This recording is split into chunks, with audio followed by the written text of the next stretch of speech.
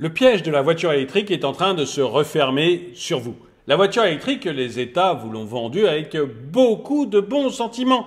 Et comme à chaque fois, quand on vous vend un truc avec du bon sentiment, eh bien, c'est uniquement pour vous attraper. Ce sont des attrape-nigauds. La voiture électrique, on vous a dit, ça va sauver la planète. Et puis, petit à petit, vous êtes aperçu que les batteries, ça sauvait pas tant que ça la planète. Et puis, on a commencé à voir des articles nous montrant que non, c'était peut-être pas si terrible que ça pour la planète. Mais peu importe, on est resté sur l'idée que la voiture électrique, ça allait sauver la planète. Et puis à un moment, on vous l'a vendu en vous disant oui, mais ça coûte beaucoup moins cher que l'essence, parce que l'essence coûte très cher, alors que l'électricité coûte beaucoup moins cher. Eh bien, là, on va voir aussi que c'est pas du tout gagné, surtout que maintenant, le gros problème qu'ont les États, c'est qu'en ayant interdit la voiture thermique à partir de 2035, enfin les ventes de voitures thermiques neuves à partir de 2035, et en ayant du coup de plus en plus de voitures électriques qui se vendent à la place des voitures thermiques, non pas parce que les gens en veulent, mais parce qu'il y a énormément d'incitations fiscales, et puis parce qu'on sait que ça va bientôt, enfin ça sera interdit d'avoir des voitures thermiques, que les villes empêchent de plus en plus d'en servir, bref, que l'administration tout entière nous pousse vers la voiture électrique, comme il y a de plus en plus de voitures électriques et de moins en moins de voitures thermiques, eh bien l'État, lui, a de moins en moins de recettes. Il y a de moins en moins de recettes sur l'essence, de moins en moins de recettes sur les ventes de voitures.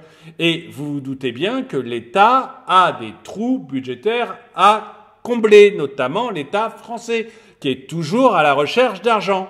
Donc, qu'est-ce qu'il va faire? Qu'est-ce qu'il va mettre en place? Eh bien, peut-être une taxe sur les voitures électriques. Et même si, pour l'instant, ça n'est pas encore mis en place en France, il y a de nombreux pays qui sont en train de mettre ce type de taxe en place. En fait, maintenant que tout le monde s'est mis à acheter des voitures électriques un peu contraints et forcés, eh bien, il faut les taxer. C'est ce que l'État fait de mieux. Bonjour et bienvenue dans cette vidéo de DME en direct. Comme toujours, si vous n'êtes pas abonné, je vous conseille de le faire et de cliquer sur la cloche pour être prévenu lorsque je sors une nouvelle vidéo. Et donc on va tout de suite regarder ces articles qui nous parlent de la taxation des voitures électriques. Avec la future interdiction des voitures thermiques à la vente, l'État et les régions vont se priver de la manne de la TICPE prélevée sur les carburants. L'idée pourrait être de taxer les modèles de voitures électriques alors qu'actuellement, le secteur bénéficie de nombreuses aides. Cela fait déjà... Je vais essayer de l'agrandir pour qu'on le voit mieux. Voilà, est-ce qu'on voit mieux? Cela fait déjà plusieurs années que les voitures électriques bénéficient en France de nombreuses aides. Les acheteurs de véhicules 100% électriques sont avantagés car le gouvernement, avec la transition vers la mobilité propre, souhaite en finir avec les véhicules à combustible. Alors, je le redis parce que parfois ça m'énerve, donc il faut que je le redise. Ce n'est pas ça la solution. La solution, elle est technologique. Alors, peut-être que la technologie, c'est la voiture électrique, mais les gens l'achètent avec des subventions. S'ils l'achètent avec des subventions, ça veut dire que c'est trop cher, ça veut dire que ce n'est pas la solution. La solution, elle est technologique avec un prix qui permet au marché de l'acheter. Et ça sera peut-être de la voiture électrique, ça sera peut-être de la voiture à hydrogène, ça sera peut-être de la voiture thermique. Regardez l'évolution des moteurs thermiques. Un moteur thermique aujourd'hui n'a rien à voir avec un moteur thermique des années 50. Même en termes de pollution. Alors, point de vue performance, évidemment, mais même en termes de pollution, ça n'a strictement rien à voir. Et c'est là qu'est la solution, même à la pollution. C'est-à-dire, laisser les gens choisir ce qu'ils veulent comme moteur, parce que l'électrique, qu'on le veuille ou non, il faut le recharger, parce que si je veux faire un Paris-Lyon, ça va être chaud. Il va falloir recharger et que ça se recharge, ça met longtemps à se recharger. Pas comme une voiture essence. Donc, il y a ce frein-là, notamment. Après, il y a le frein en ville pour faire recharger ma voiture. Je ne vais pas descendre la rallonge depuis ma fenêtre. Donc voilà, c'est compliqué. Donc, il y a des freins. Et la solution que doit choisir l'État, c'est pas d'obliger les gens à choisir des voitures électriques, c'est tout simplement de leur donner le choix. Et de dire aux constructeurs automobiles, on veut de moins en moins de pollution, et de les laisser faire leur travail. Certains prendront l'électrique, d'autres prendront le thermique, et tous bosseront à ça. Et à la fin, vous, moi, quand on achètera une voiture, on choisira s'il convient le mieux à nos exigences, à nos problèmes. Et si mon problème, c'est que j'ai beaucoup de kilomètres à faire, ça ne sera probablement pas une électrique. À moins que l'électrique ait évolué pour pouvoir faire beaucoup de kilomètres, vous voyez. Mais la solution proposée par un État de dire « moi, je veux absolument que tout le monde achète une voiture électrique », c'est une catastrophe. Là, on va voir qu'en plus, il va se mettre à les taxer, mais c'est une catastrophe pour les gens qui ont beaucoup de kilomètres à faire. C'est une catastrophe pour les constructeurs, j'en ai déjà parlé. Il faut 2 fois moins de monde pour la voiture électrique que pour la voiture thermique. Ça veut dire que vous avez la moitié du secteur qui va être au chômage. On le voit avec l'usine de batterie à Dunkerque. Le ministre est venu se féliciter de la construction de l'usine de Dunkerque, mais les patrons et les syndicats, pour une fois, ils sont d'accord. On dit, oui, ok, on va créer des emplois sur cette usine, comme le dit le ministre, mais on va en détruire 2 fois plus à côté. Donc c'est une catastrophe au niveau de l'emploi. Et l'automobile, c'est quand même là où il y a le plus d'emplois en Europe. En Europe.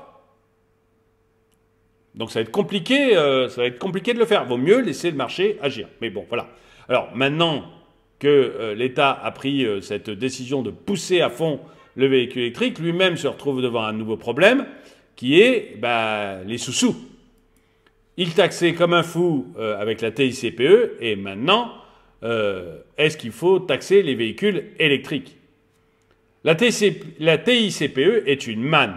En 2019, cette taxe sur les carburants a rapporté 37,7 milliards d'euros. L'État en a pris 17 milliards, tandis que l'Agence de financement des infrastructures de transport de France a récupéré 1,6 milliard d'euros par an sur la période 2013-2017 et 3 milliards d'euros en 2020. Les régions et les départements ont, elles, reçu 12,9 milliards d'euros en 2019. Donc on voit bien que tout le monde vit sur la bête. Tout le monde vit sur votre dos quand vous allez remplir votre voiture d'essence. Vous doutez bien qu'il faut qu'ils retrouvent de l'argent. Ils ne peuvent pas dire comme ça du jour au lendemain. Enfin, ils pourraient, mais je pense que vous êtes d'accord avec moi sur le fait qu'ils ne le feront pas. L'État ne va pas dire je fais une croix sur les 17 milliards. Les infrastructures et transports de France, pour une fois, eux, c'est normal qu'ils touchent de l'argent, donc 3 milliards, mais ils ne peuvent pas s'en passer. Et les régions et les départements qui déjà sont exsangues vont avoir du mal à dire nous, on se passe de 13 milliards. Donc, on va trouver d'autres façons de vous piquer de l'argent. La transition vers la mobilité propre a un coût.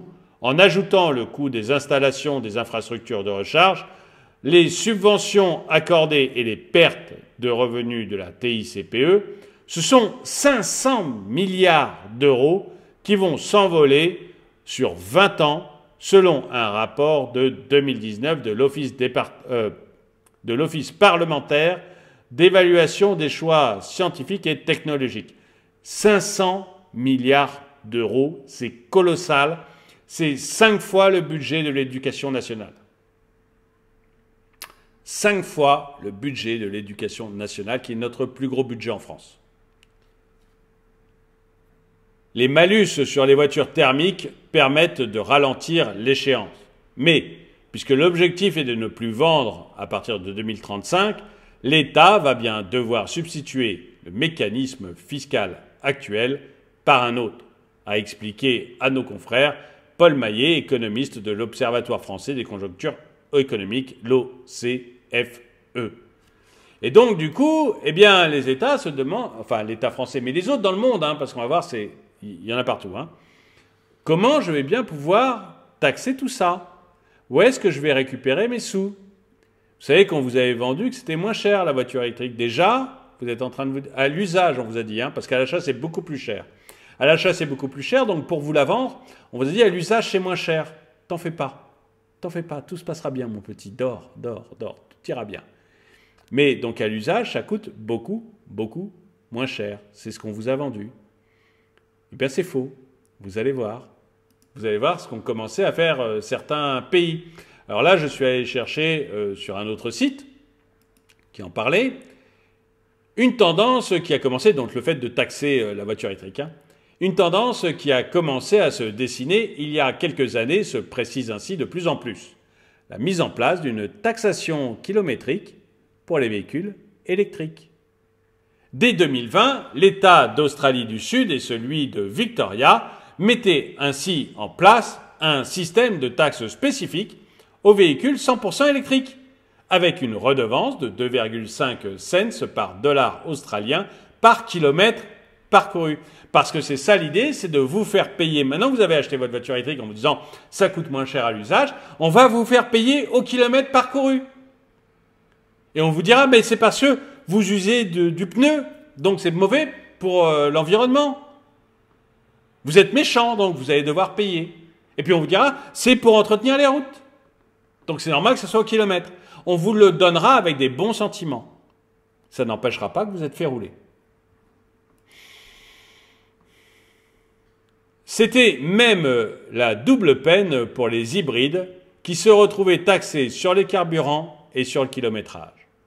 L'an dernier, c'est le Conseil fédéral suisse, ça se rapproche, qui demandait au ministère de l'Environnement et des Transports ainsi que des Finances d'étudier la mise en place d'une fiscalité de ce type dans le pays. Et la tendance continue à se propager, puisque c'est maintenant un rapport du Center for Policy Studies qui vient apporter d'autres perspectives au Royaume-Uni. Le ministre des Finances, Jeremy Hunt, a déjà signifié son intention d'introduire une telle taxe d'ici 2025. Vous voyez, quand dans mes premières vidéos sur le véhicule électrique que je faisais sur Drôme à économie à l'époque, je disais que cette histoire de ça coûte moins cher à l'usage, c'était des billevesées qu'on allait bientôt vous trouver un moyen de vous piquer l'argent parce que les États en ont besoin. Voilà. C'est une taxe kilométrique. Je peux déjà vous l'annoncer. Et on vous dira, mais ça se fait déjà dans plein de pays. On vous dira, ça se fait déjà dans plein de pays. On attend juste qu'il y en ait assez de véhicules électriques en France. Et on vous mettra cette taxe. Et vous allez voir qu'en fait, là où vous pensiez que ça vous coûtait moins cher, vous verrez qu'à l'achat, ça vous coûtera toujours plus cher, les véhicules électriques. Mais là où vous pensiez que ça vous coûterait moins cher à l'usage, vous aviez fait vos petits calculs, tout content de vous, vous verrez qu'en fait, ça vous coûtera aussi cher à l'usage. Parce que l'État placera petit à petit sa taxe pour être entièrement remboursé de la TICPE. Et que pour être entièrement remboursé de la TICPE, ça veut dire qu'à l'usage, ça doit vous coûter aussi cher que l'essence. Ça vous coûtera aussi cher que l'essence. Une voiture électrique vous coûtera à l'usage aussi cher qu'une voiture essence, ou peu s'en faut, mais elle vous aura coûté beaucoup plus cher à l'achat. Et vous serez, une nouvelle fois, les dindons de la farce. Et la preuve, c'est que ça existe déjà dans d'autres pays, c'est déjà mis en place. Et je suis sûr que les Australiens ont eu le même discours que la France, que l'Europe, de dire aux gens qui en achetaient, allez-y, c'est bon pour la planète, c'est bien, oui, ça vous coûte plus cher à l'achat, mais ça vous coûtera moins cher à l'usage et on va subventionner. Je suis sûr qu'ils ont fait la même chose. Et vous aurez exactement la même chose. Les Anglais ont fait la même chose.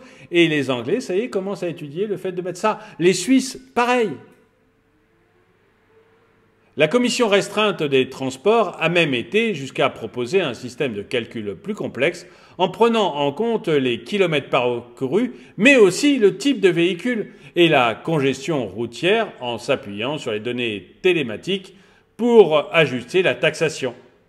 D'autres cas similaires ont été vus aux États-Unis, dans l'État de Géorgie ou encore au Japon. Si officiellement rien n'est encore fait en France, on ne doute pas que le sujet est scruté de près. Et vous voyez donc, voilà, vous voyez que ça arrive dans différents pays et ça finira en France. Alors, j'ai quand même conclure en revenant sur l'article de Boursorama, mais vous voyez que ça se dessine doucement, ce que j'avais annoncé. On est doucement en train de se faire rouler par les États. Alors ok, c'est pas encore en France, mais ça va arriver doucement, vous allez voir. Donc l'Australie, 2 États En Australie, 2 États ont instauré depuis 2020 une taxe kilométrique sur les véhicules électriques, c'est ce dont on a en parlé. En Norvège, que je n'avais pas encore cité, qui compte un gros parc de véhicules 100% propres, le pays voudrait taxer à hauteur de 25%. 25% les véhicules de luxe, soit au-delà de 60 000 euros, qu'elles soient thermiques ou électriques. Mais ça y est, vous voyez, thermique et électrique, plus de 60 000 euros le véhicule, hop, on taxe à 25%. Pour l'instant, la France, Alors vous dites, oui, mais on s'en fout, c'est les riches. Je vous l'ai toujours dit, les riches, ils ne sont pas nombreux. Donc, quand on veut vous rouler, on met d'abord une taxe sur les riches, et puis petit à petit, on la descend sur tout le monde. Petit à petit, on la descend sur tout le monde. Et vous la prendrez aussi de plein fouet. Parce que les riches, ils ne sont pas nombreux. Donc, alors, les très riches, ils savent très bien comment quitter le pays, au moins fiscalement. Pour eux, ce n'est pas un problème. Ils ont suffisamment d'avocats pour travailler là-dessus. Les riches, eux, ils ne sont pas nombreux. Et progressivement, on descend sur toute la classe moyenne. Parce que c'est là où il y a beaucoup d'argent à piquer. Pour l'instant, en France, chaque recharge est taxée comme l'électricité au domicile avec la taxe intérieure de consommation finale sur l'électricité, la TICFE. Les taxes locales, la TVA et la contribution tarifaire d'acheminement, la CTA.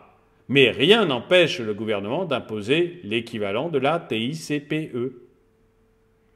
Même si la consommation... Vous voyez, on y arrive. On voit bien que progressivement, on va arriver vers ce genre de choses. D'accord, il n'y a rien de fait, mais on sent bien le truc.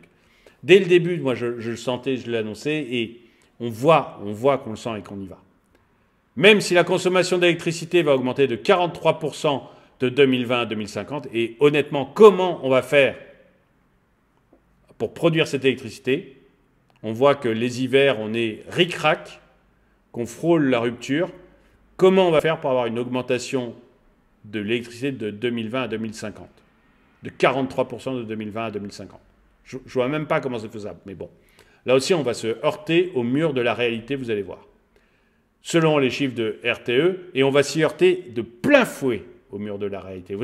C'est le mur de la réalité déjà qui a fait que Emmanuel Macron, Madame Borne, la ministre Nathalie, je ne sais plus son nom, la ministre de l'écologie, Pannier-Runacher, ont changé à 180% leur vision du nucléaire. Il y a un an, ils étaient totalement contre, il fallait fermer des réacteurs. Ils se sont heurtés au mur de la réalité avec les bêtises là de vouloir faire des sanctions contre la Russie, et avec l'hiver où on a eu beaucoup de chance parce qu'il a été doux, mais où s'il avait été froid, on aurait eu des ruptures électriques. Donc ils sont heurtés à la réalité, et maintenant ils sont à fond, ils adorent le nucléaire. Maintenant ils trouvent que c'est vraiment bien. Alors ils continuent à aimer les éoliennes qui servent à rien, mais le nucléaire maintenant ils trouvent que c'est vraiment bien. Il y a 12 mois ils voulaient juste les fermer, hein, mais le mur de la réalité fait extrêmement mal. Et donc là on va se heurter à un autre mur de la réalité qui est augmenter de 43% augmenter de 43% de 2020 à 2050 la consommation d'électricité. Parce qu'il faut produire quand même. Hein, et ça va être compliqué. Cela ne compensera pas les pertes fiscales de la TICPE, donc il va falloir aussi la mettre de nouvelles taxes. Parce qu'encore une fois, tant qu'on a un État extrêmement endetté et un État qui est incapable d'être à l'équilibre budgétaire depuis 50 ans, et on est champion du monde hein, pour ça, il ne faut pas croire que tous les États n'arrivent pas à l'équilibre budgétaire, hein, c'est le nôtre qui n'y arrive pas. Les autres, ils ont parfois, les Allemands, c'est 2009 par exemple, crise des subprimes. Hein, vous voyez, donc depuis ils sont en déficit, mais vous voyez que voilà, c'est pas la même chose. Et il y a et la plupart des États sont dans le cas allemand plutôt que dans le cas français. Hein. Enfin bon, voilà. Dans le rapport de l'OPECST, il est recommandé d'appliquer le road pricing, une taxation au kilomètre plutôt qu'au kilowattheure électrique. Donc voilà.